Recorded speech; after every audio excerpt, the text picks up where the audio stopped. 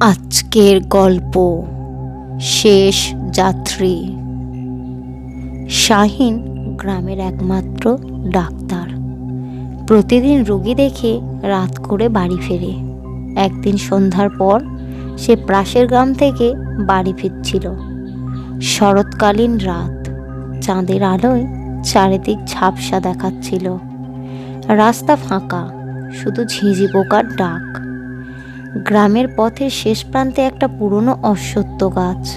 লোকমুখে শোনা যায় ওখানে ভূতের আস্তানা।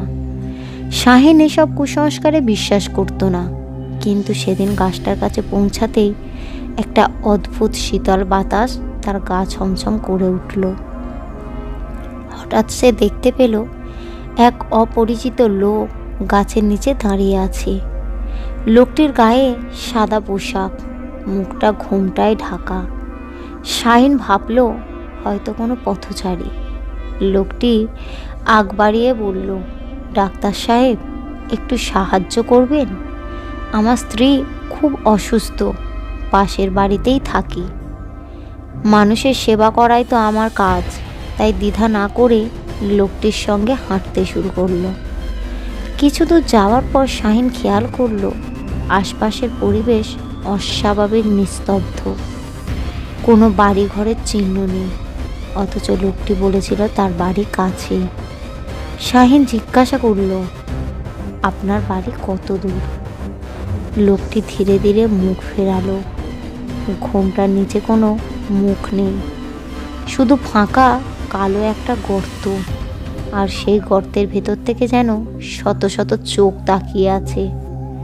শাহিন আতঙ্কে চিৎকার করতে গিয়েও শব্দ বের করতে পারল না।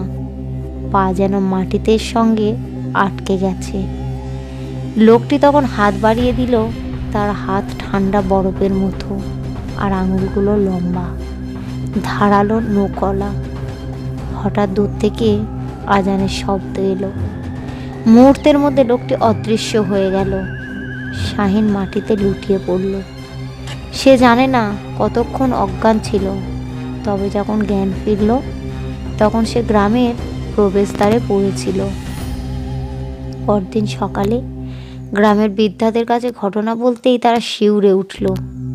এক বৃদ্ধ বলল, তুমি ভাগ্যবান যে বেঁচে ফিরেছ। বহু বছর আগে ওই গাছের নিচে এক ডাকাত খুন হয়েছিল। তখন থেকেই ওখানেই রাতে আর কেউ গেলে ফিরে আসে না। শাহিন বিশ্বাস করুক বা না করুক, সেদিনের পর থেকে সে কখনোই আর রাতে ফিরতে সাহস করেনি। আর যে রাত ফিরতে হতো সে অবশ্যই আজানের সময় গাছটা পার করত। গল্পটি কেমন লাগলো কমেন্ট করবেন এবং একটা লাইক করবেন। আরও এরকমই নতুন নতুন ভূতের গল্প শুনতে চ্যানেলটিকে সাবস্ক্রাইব করবেন।